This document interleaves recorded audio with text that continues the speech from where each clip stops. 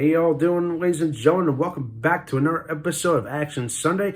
This week, I'm looking at a movie called The Presidio. This is one of those movies that I kept seeing on Paramount. And I really wanted to check it out, and because of who was featured on the promotional and the poster, and of course, it's two guys I've never expected to see. Sean Connery and Mark Harmon. And the moment I saw that, I was like, okay, now you have my interest. So, but what's this movie all about? Now, for all of you that are been in the dark, well, so I'll give you guys the lowdown of the plot as best as I can without spoiling too much. So, Connery plays a guy named Colonel Caldwell. He's a military policeman at the Presidio. He's the commanding officer of the military police at the Presidio base in San Francisco.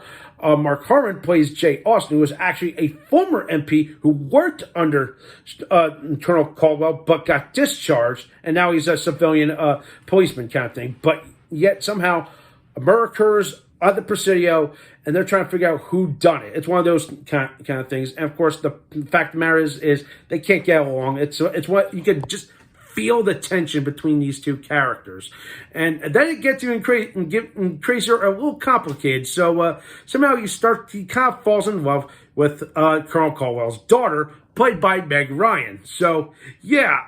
Okay, let's raise the tension more, guys. Just drive the wedge. Just make Sean Connery just hate Jethro Gibbs. Just give Jethro Gibbs the Gibbs slap kind of thing. But of course, then again, I feel like this character Jay Austin that Mark Harmon plays is in some ways kind of like Jethro Gibbs, but there's something that kind of irks me about this character. So let me break this down. So, obviously, the one thing that these two characters both have in common, Gibbs from NCIS and this character, is that both follow their own morals and ethics.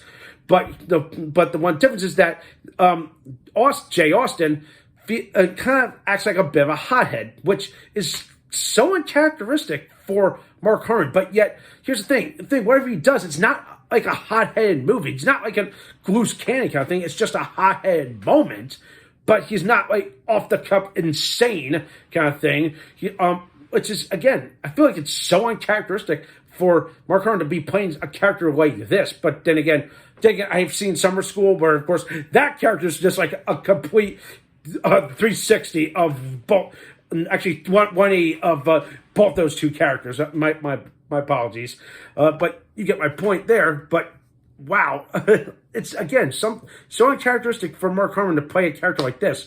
So yeah, but go figure. I mean, I just feel bad. It's like because of this, I feel like now we know why Harmon's been cuckolded into playing characters like this, not just on NCIS. He was on JAG, if you guys remember that show, that kind of thing.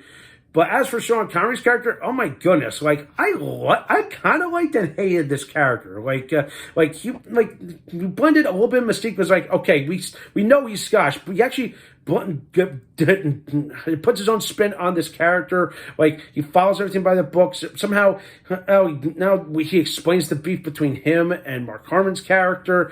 But I feel like he has some kind of moral compass. But at the same time, he's his own worst enemy kind of thing, if that makes sense.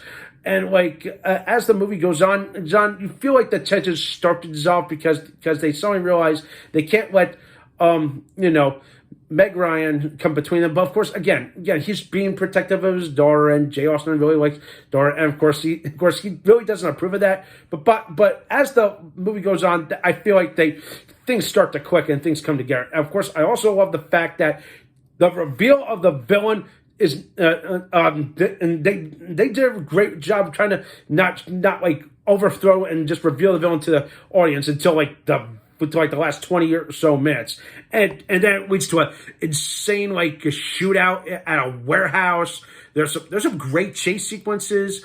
That to me was probably one of the more highlights of the movie is just watching Mark Harmon chase after what he suspects is this crooked colonel of the police force, of the military police force, Colonel Lawrence, through Chinatown, and that gets insane. There's like they're pushing things out of the way, they're causing some little collateral damage in the way. I'm like, wow, some intense stuff. You're probably wondering, oh my God, you gotta catch him. Then all of a sudden, here comes a big curveball. Oh, you're like, oh shit, is he dead?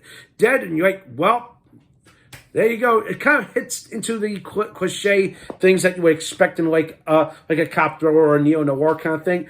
And of course, that just, again, I really hate that kind of thing. It's starting to become commonplace. The more I watch some of these cop action thriller movie kind of things. But of course, again, I've watched a bunch, and not just this one. But yeah, you know what I mean. But overall, I feel like this really like kind of delivered most of the time. I really enjoyed both their performances. Sean Connery really got a chance to shine. There's a really good monologue at one point even though he's somewhat drunk, where he compares America to a house, and that the military are like the guard dogs or something like that. And like he goes into this spiel that's both patriotic yet at the same time while patronizing of the country as a whole. But again, I don't want to get too deep into it, but it's a great monologue. It's a great part of the movie.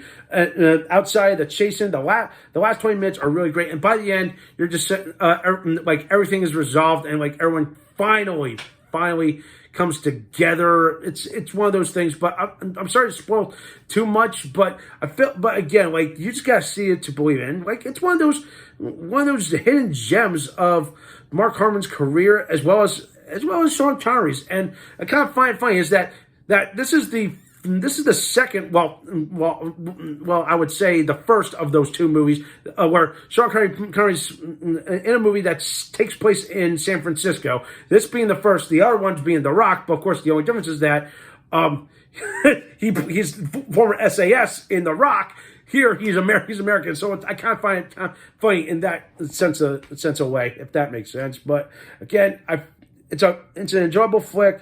I'm sorry I spoiled most of the fun, but you gotta see it to believe it. And like the star power outside of the three I mentioned, the way Jack Warden's is in it.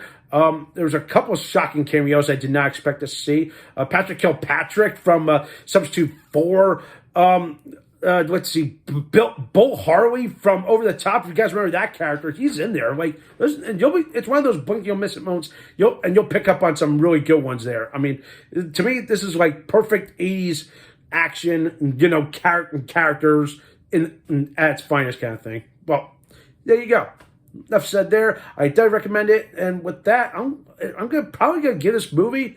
I'm going to give this movie a solid 7. I wanted to rate it a little higher, but I felt like I mentioned earlier, it's like the cop would say it's just bog it down for me. And and of course, I kind of feel like they were kind of sped up a little bit in the last act. And of course, great reserve with the villain reveal. I will say like that. That's the only thing I'm not spoiling. So you should see who the villain is for yourself. All right.